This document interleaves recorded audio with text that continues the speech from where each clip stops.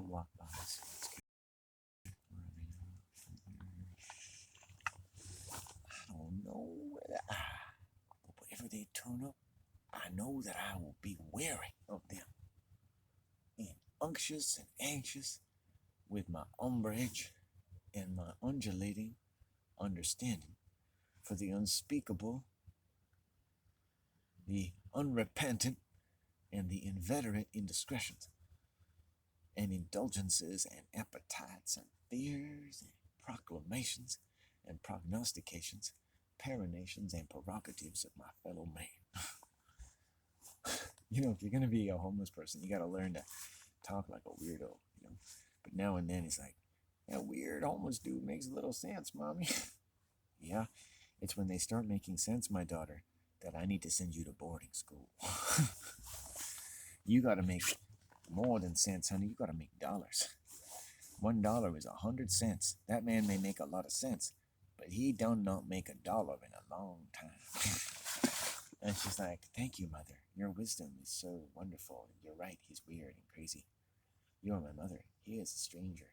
He is wicked because he has lost his way from the prodigal paths of his family, his religion, and the wonderful honest labors that supplied which with the mind that he has lost the nerve to put to any decent use, and has thus the less fallen and forthwith fallen upon the mind and the matter of last resort.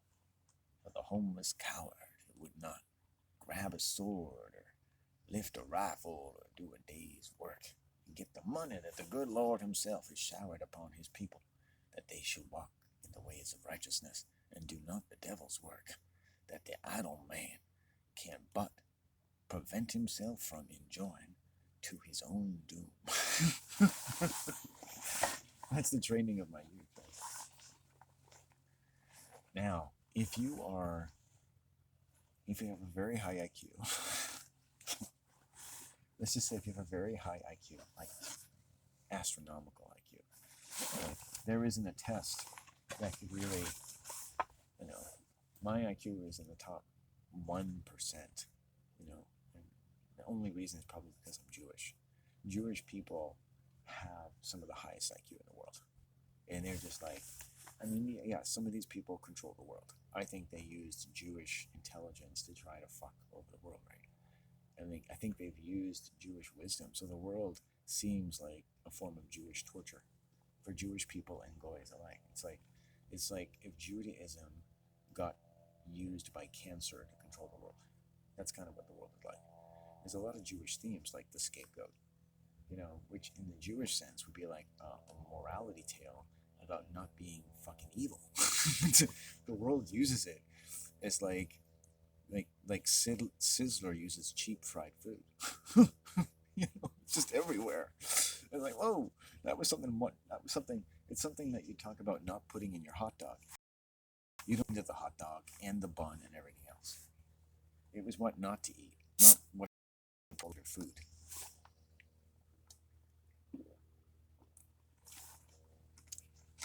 So I think that no one says it, but Jews, if they ever had a bad rap, which I'm guessing the Germans thought they were bad people, it's because the Jewish intelligence of understanding the magic of scapegoating and the pathology of scapegoating, which is other, which makes their families healthy. Like the Christian says, well, don't fall victim to the devil and be pure. The Jewish people know how not to scapegoat. They have none of these alcoholic-related demons. So Jews have nicer families. They don't succumb. I've met some weird Jewish families. That's Canada for you. I met some really nice ones. You know, the average working Jewish family in Canada can have all the same mental problems that we do, which is weird, really. And that should you should worry about that because, you know, Jewish people do have pretty good like psychological immune systems, which you have to do if you're really intelligent. And if you look at scapegoating, you can all of Western society, but you could also see how Judaism, at its best, has been used to control the world. It's used like like the spinal fluid. Judaism is like the spinal fluid of the human tree of life, and it's been used to become a tool of cancer. So it's something that's like, hey, this is essential, like, but it's like heroin. I'm going to get control of your mind. Scapegoat or be scapegoated. Come on. And when the humans enter into a septic economic or just a corrupted order of being and thinking, because usually you have to, and you're living in such and such a difficult time period or whatnot, or just in 1,000 years of human history, you start to err on the side now of becoming septic and mortifying and alcoholic.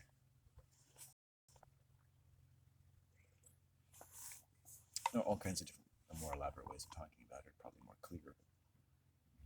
People know they've grown up in an alcoholic family. Then it's like, it becomes a very dog eat dog, very more aggressive environment. It's not heaven anymore. It's there's hell and heaven in the wonderful literary religious sense, and then there's hell on earth. And it's not even like Afghanistan. It's just your home. Your home becomes hell. All kinds of people's lives can become hell. Anywhere, anything that could be heaven can be hell. And where it's hell, it's also connected to where you come. So it's in the roots of your family. And then if it's in the roots of your family, it's probably also a perversion of the roots of your family. So really, hell is telling us people who live in hell live the worst effects of the worst perversion of the roots, and indeed the female heritage and the heritage whole of the flesh and blood of men. From the ethers, the heavens, time, the best of human existence, what have you. Because humans, let's say, look at the Jewish vein of humanity, have a lot of knowledge and a lot of smarts. Look at my intelligence. If everyone in the world is as smart as me, why would we have any suffering? Good, smart, honest people, right? No reason. I live in a world where white people scapegoat all the time. We have all this wonderful stuff as humans, but they act like alcoholics. They act like cannibals, like the living dead. They're so in denial about things that have fractured the coherent, consistent developmental epics of a hungry human mind. Other hungers have been born and branched off a kind of poisonous tree. War is now the regular state of being. One is at war.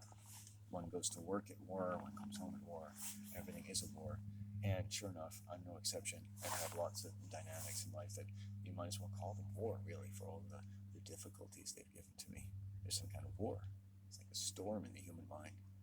There's no minor scapegoating where there isn't a storm of human, like a Jovian storm that seems to have some critical relationship to the economic systems of the world. Violence moves through generations, and it moves through a home, and it moves through Christmas season like a storm. And it's a hungry storm. It's almost like a form of metaphysical taxation. It takes and takes and takes and takes. And so many of us just endure. And we think, every now and then you got to have a good fucking day. And you can get angry, and then that's the worst thing. The next worst thing, that being attacked on any level by a black magic world, is starting to get proportionally angry. If war comes to your door, what did you do? You're going to puff up your chest pretty good. The guy in the movie's not going to go, oh, it's just a war, honey. You can just, war, right? The man is like, war comes to your door, brings war to your house. Your chest goes out, fuck, war, fuck, war. Now that's serious. Okay, that's war. All right, fuck. Can we avoid the war? Let's open the door and just say, hi, war, how you doing? What can I give to you? And you've got a daughter named Anne Frank. You're like, Anne, please go into the attic. War is like, you can imagine the worst thing when war. But war for most communities is never going to erupt. But there's other wars. No, man doesn't do anything, but he's usually at war with something. Because in a sense, war also is a measure of the sufficiently ambitious power of human industry. You don't need wood from Canada. You have to go to war with the forest. You don't just fly planes. You go to war with you go to war with some of the other fucking planes, yeah? Right? You don't just put on a football uniform. You go to war with the other team. You gotta go to war out There's films about war, films about sports. Like, you gotta go to war, you're a soldier. Rocky, who's also he's a soldier, born to kill. His destiny is to be in the ring. His destiny is to subdue his competitor, his enemy. Right? You don't go to work, but you go to war today. If you had a sales staff in Manhattan, you'd be like, okay, war today. The stock market, the floor is a war. Does anyone here not want to go to war? No prisoners out there, right? All these sort of economic, powerful, driven economics go to war. I want to see a carnage on that fucking floor today. I want to see carnage. Ugh. You gotta be a shark. You gotta be a cannibal. You gotta be a predator. If you're not a predator, guess what? We're gonna be prey. You gotta go out there and you gotta fight for your company. Fight for your market share. You don't wait for someone to offer you some money. You get that money. You get that sale. You close. You don't give them an option to say no. Come on, right? And then what do you become? What I find, which is almost unfair to say that about a lot of working people when they're young and different genders, is that what's the one thing they usually always are, at least? Aggressive. It's like the number one thing most people need to be is aggressive. Right? Especially in white society, and others too, but I mean, not to say, white people are aggressive. You see when they get old, they're like, their chin is out. Life has been hard. You have to be aggressive. Even if like you're just a woman who takes everything, and then it's like, at some point, you've got to get it out. And what do they get it out to? They get it out to people close to them, like their husbands, who almost always die before they do. And now it can finally come out. Imagine if you're not intelligent like me, you can't articulate, and how you have to get all this energy out. I walk every day. I've seen the results of people who have issues and don't get enough exercise, and they come outside for walk their dog, and you see what happens. Their dogs attack people. Their energy actually makes people sick. There are people walking around, like forget COVID, they can just make people sick just walking around. They steer around you.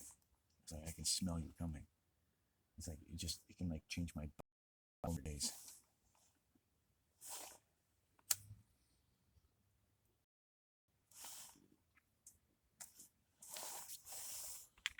Anyway,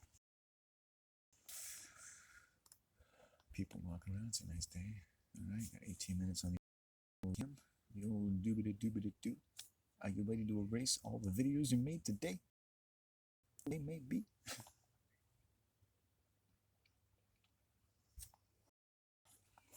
There's like a swan out there. Okay, nature, I've got 18 minutes. If you want me to upload these videos, or whatever attitude you want to have towards my videos, whatever, please inform me in this 18 minutes.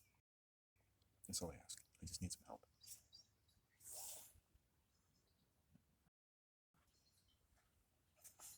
The eagles are going on. Okay, there's one answer. We'll see how it goes. See, that could be in the 17 minutes. I will actually be able to digest and put into new flesh, as it were, the thoughts of the ego. Like when I say something, maybe it lives and then it dies and it goes inside of you, and then you have to find new flesh for it. And understanding is like eating someone's knowledge, digesting it, destroying it, and then giving it new life, and then it becomes yours. So the ego has said in something in answer about what to do with my YouTube videos, and I will need to digest it. Or something that can die, and then draw forth a new song, even as the ego draws forth a new song. And so if I delete, I think what nature's saying, it doesn't really matter if I delete them or not, because they will die. Wherever they go, they die, and I will draw a song. The question is, will you? Still can't. I'm getting there. The question is, will you make sounds that are true? They make me feel good even when I'm blue, and I don't need to touch myself, because that's kind of gross. In other realms, themselves. In heaven, people don't touch themselves. There's no penises in heaven. I don't think there's any. No one ever no one thinks. No matter what we don't know about heaven, no genitalia in heaven. I think that's why they accept non-genital angels. They're like, Angels, blah blah blah. Oh, they don't have genitals. Oh yeah, well that makes sense. Why? Oh, I don't know. Just why would you have genitals in heaven? There's no sex in heaven. Okay. So circles get in heaven. Like I think that's pretty scary. It's like your dick doesn't get into heaven. It's like going on a cruise. Like, you can get on the boat, but your dick's not coming with you. It's like you gotta hang up your gun before you come into heaven. There's no shooting around here. It's like, are you kidding me? Robert A. Monroe wrote a book where he was on what he called the astral plane, and a bunch of Christians with their lower chakra sex needs were just writhing in constant near climactic sexual agony and ecstasy while something they called the Lord walked around feeding upon them. It was really interesting. Yeah. It was like basically the astral realm, in this sense, became an expression of repression. And so you became bound to what you repressed about what was sound when you were in the flesh.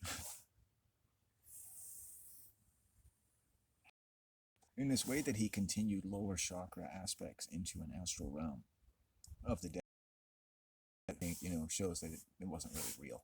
Just making it up. But it's unfortunate you never, because I did follow his work and I did leave my body and I didn't want to do what he did, but it's like, it was fun. It was like a cult, like leaving your cult. Like, you really shouldn't spend your life astral traveling, but it's like, if you want to just say, can I do it? I just need to know for sure that I can live out of my body. You'll probably be able to do that at least once, and hopefully you have a good experience. I did. But then what happens is the reality comes crashing down all the more, right? It's like if you're carrying a heavy load and then someone takes it out of your hands and you're like, whoa. And they offer you a coffee and you're like, whoa, this is a good day for everyone. And then they swipe the coffee out of their hands and they put all the shit back in your hands and they add a couple more pounds. And you're like, fuck. So is it really worth it? Eh. You're like, you can tell people, hey, there's a place where, you don't have to carry tons of shit around all the time and it makes you happy again. Oh, I had that happen once, but then it all came sinking back, what we call reality, which is amazing that people, humans in their vernaculars and in their body language, so often can be led to admit or concede that they associate reality with suffering. That's the way white people talk. That's the real world.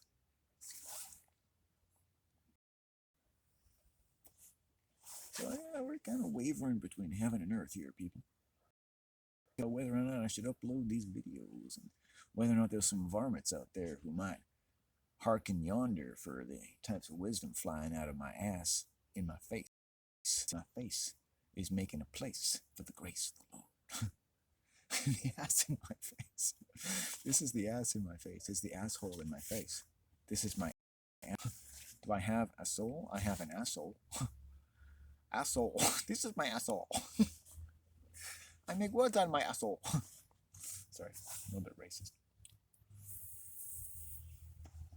Try to have boundaries. If I don't have boundaries, Asians will never like me. I'm already strange enough as it is. I have to put boundaries on myself. It's like a picture out there. My tide done gone out. My tide is so out that I could sit here for 3 hours. I wander and saunter slowly home with my dick hanging out. No, not really, but I just wanted to say that. My dick. I wanted to have a sentence where I said my dick hanging out. As like a creative exercise. I wandered into the store, right? And I looked around, and then someone said to me, "Hey, dude, dick's hanging out." And I was like, "Whoa, you're right." It's like, and they were like, "Whoa." It's like, just leave it there for take a photo of that thing. I'm gonna show all my girlfriends at work. Sure. Good light on it there. Let's stand near the porn magazines. Yeah. Let's stand near the comic books. Variety magazine. Look at that. It looks like it's part of the cover. Like, what's the title of Variety magazine? It's like, um, New Peace in China at the G8 Summit. Summit. That's totally why your sense of humor is absolutely galactic, which is to say that it's lacking a certain lactic acid, which basically is a killjoy anyway, because it kills our appetite for boobies. And we need an appetite for boobies. Every man needs to have an appetite for an areola every now and then. If I don't get an areola in my face sometime soon, I don't know what's going to happen. It's almost like I'm doing a social experiment. How long can you go without seeing women's tits?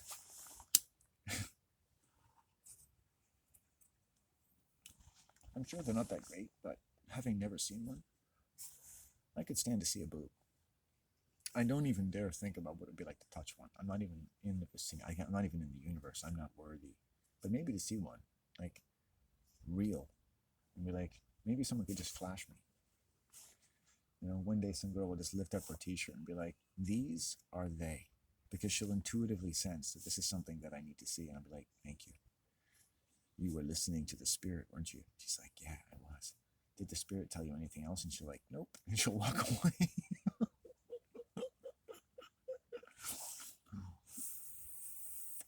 Damn that spirit who never says anything more but what is absolutely necessary. Because the spirit knows that I'm scared of the boobies. Ever since my mama's boobies, I never trusted any other boobies. I didn't get everything I wanted out of her boobies, so I project distrust of boobies onto all the other boobies of the world. You think I'm kidding? Well, I am. But boobies being boobies, I think we could spend the last 10 minutes of this video talking about boobies, but I'll make sure there's no girls around, no children, no anyone. Okay, I think I'm allowed to talk about boobies. First off, a boob is called a palindrome. It means the same thing forward and back. Boob, boob, boob, boob. You can almost write the word boob, I think, on a calculator. It's like 8008. It's a word made out of numbers that look very similar to each other. B-O-O-B. It kind of tells you what to think when you see them, like, ooh, ooh, boo. But it's also like a ghost. You're like, boo. Kind of scares you. A lot of times they're white. Kind of scary. It's like you've never seen the sun. Especially at the end, where they're bikini covers. So it's like, it's a little off color, a little whiter than the rest. And you're like, whoa, you weren't expecting to show anybody that, were you? That's a patch of snatch that I can really get around. And then your friend who's there with you, because, you know, you didn't want them to miss out on seeing these wonderful boobies, will be like, dude, stop talking. She's going to cover up her boobies. And you're like, nah, look, she'll show us her boobies. I mean, she obviously has no standards. Look at her. She has no shame. Look at it. I could just flop this boobie right now. She'd be like, she'd just giggle. Look at that. She loves it. Slap that thing around. Don't bruise it now. And we'll come back again. Give it some color, though. Give it some blush.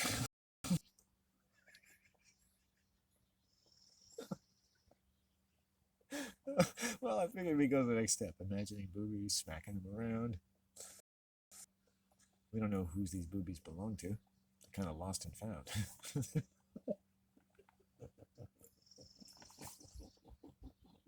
I found these boobies in the lost and found. One of the first concepts outside of my classroom in kindergarten was the concept of the lost and found. Yeah, where personal articles of your clothing will eventually wind up if you misplace them. And when you go into there all year long, there's a bunch of shit, like even like a shoe or an expensive shoe or garments, and nobody grabs them. It's like nobody wants to go into the lost and found to see if it's found something. Oh, people coming.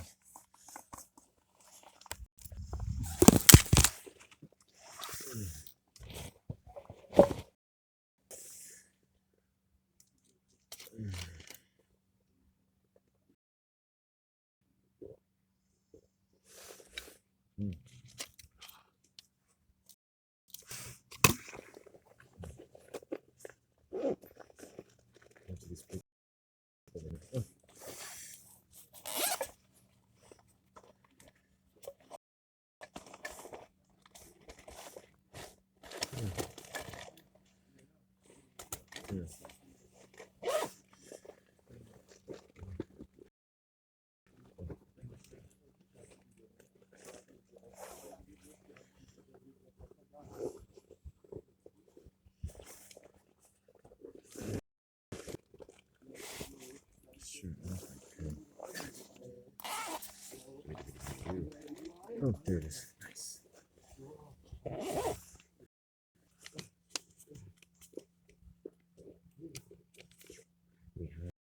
We have a trip, robotic soothing stream. We have long awaited truth without its soothing strength and love. We have long awaited truth. We have long awaited truth without its soothing strength and love.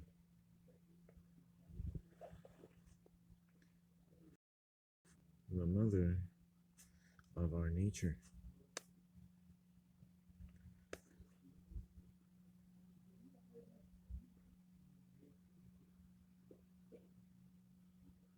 The mother of our nature.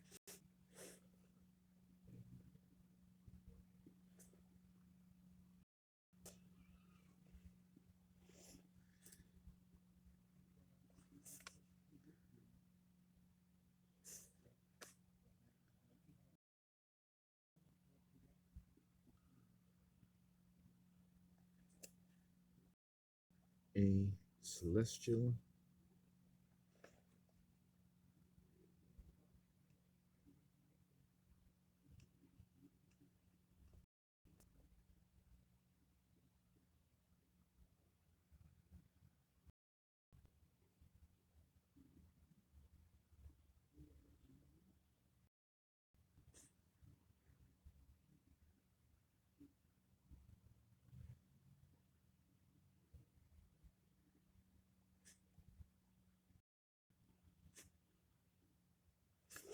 We have long awaited truth without its soothing strength and love, the mother of our nature, a celestial mark through time. Oh, wow, that's pretty cool, man. Deep as it goes, deep it goes again. Oh, running out of marijuana. Deep as it goes again. Singing a song, deep as it goes again. And I done go deep as I go in the poetry that I write. A song that I find after the many hours of my life have ticked away. Days I looked out a window or up to the sky, found no certain explanation for the turning of my mind. It was more certain that the clock would advance its hours in the minds of all the world, that such an ingress should make its certain appearance within the grasp of my nomenclature.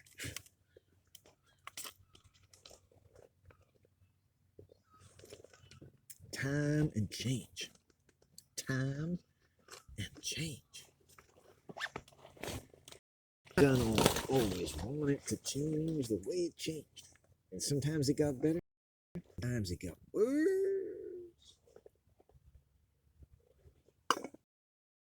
Maybe as it gets worse, we get words.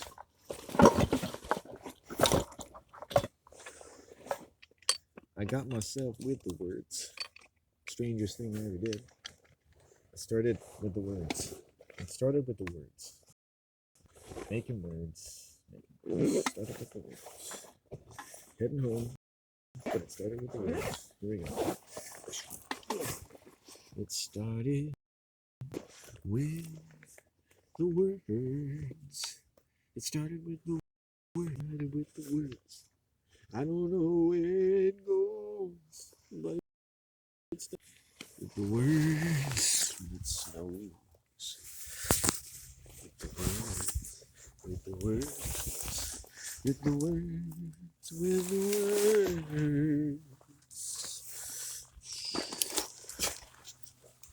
With the words. With the words. With the words. With the words. With the words, with the words, with the words, with the words, with the words. There's more people coming. With the words.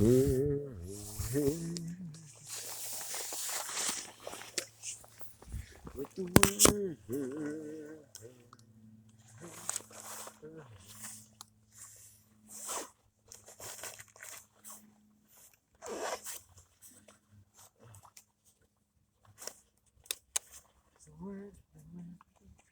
Whoa.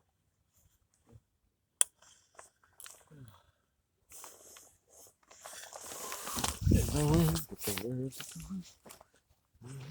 I had a walking stick. With the words,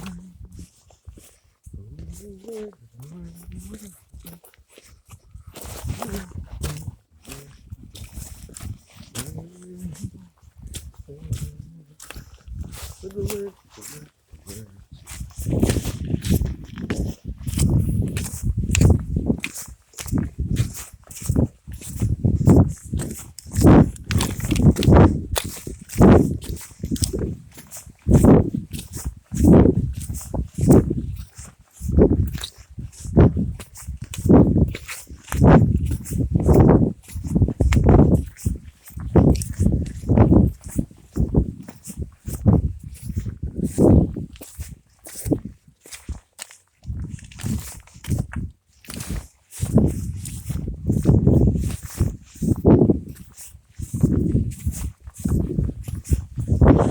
With the words, with the words, with the words.